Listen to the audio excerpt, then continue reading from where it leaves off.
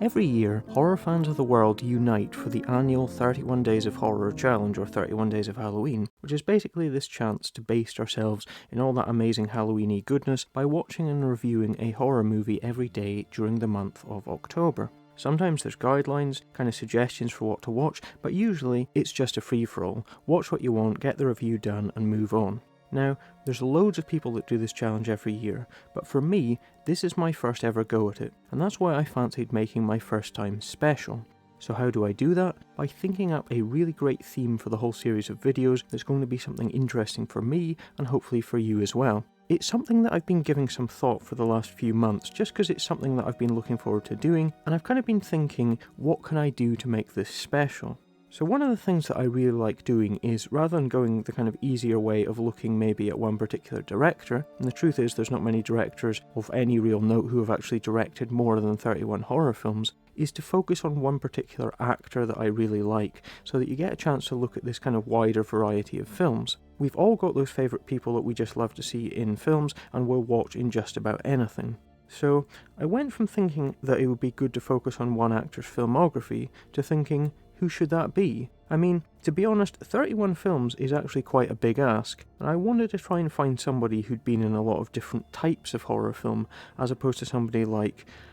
maybe Doug Bradley or Robert Englund, where I'd have to mention the fact that they've both done, I think it's 8 films playing the same character, just because that's kind of cheating, you know, just chucking in whole franchises. And in the case of someone known for being committed to this big kind of franchise, I also couldn't really just miss those films out. I mean, you could not do a 31 Days of Robert Englund and not talk about Freddy, for example. So what I really wanted was somebody with a very eclectic filmography, somebody busy enough to give me a lot of choice for what I watch, but also somebody well known enough that people are actually going to be interested in. It seems like quite a lot, doesn't it? But you know what? I think that I finally found just the right person to go for, somebody who ticks all those boxes, someone with almost 150 acting credits to her name, and most of them are in the horror genre. And that's why, this year, I've decided to give myself the challenge of watching and reviewing 31 horror films, all featuring legendary horror actress FELISSA ROSE.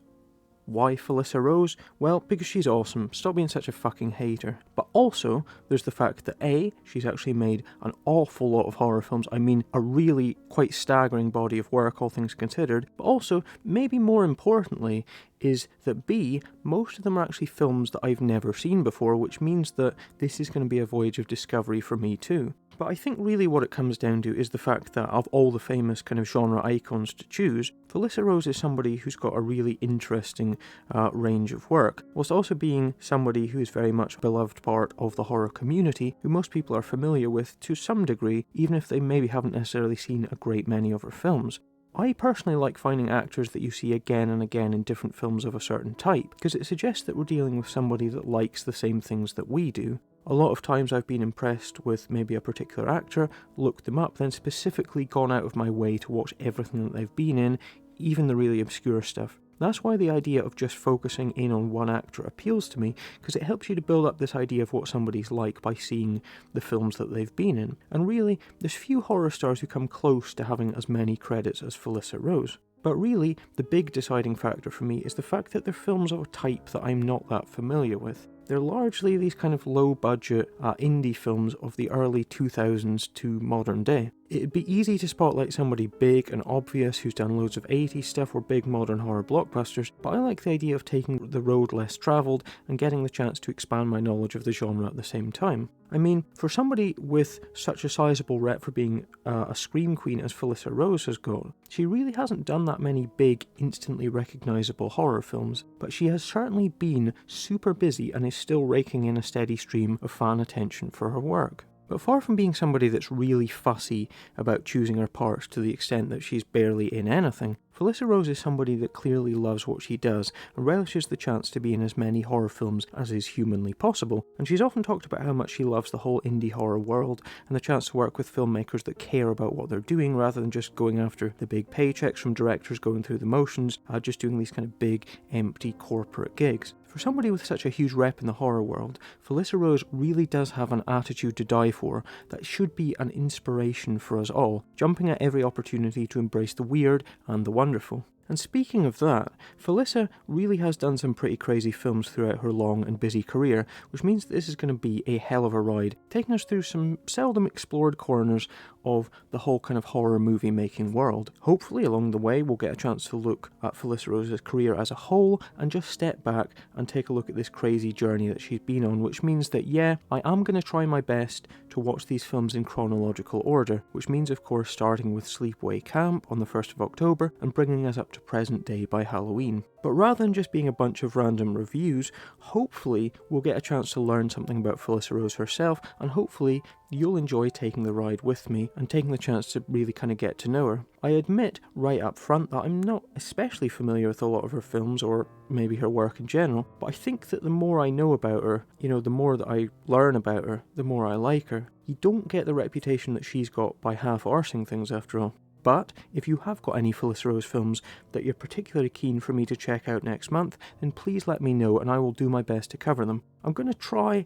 and steer clear of anthologies, I think, where possible, just because that means that she's only going to be in a small fraction of the film. And I'm also hopefully going to try and avoid films where she's just doing basically a kind of like a cameo appearance, just because I think it's more interesting looking at the films where she's a more important player, because it will help build up a better picture of her career as a whole. The power of IMDb will help me as much as possible, but there might still be a few pitfalls along the way where we kind of get stuck with some blink and you'll miss her Felissa Rose cameos, so you'll just have to bear with me for that. A word of warning though, some of these films are actually very hard to find. Some completely out of print or only ever put out on basic, pretty poor looking DVDs without ever receiving any kind of proper HD treatment, which means that there's a certain amount of archaeological work involved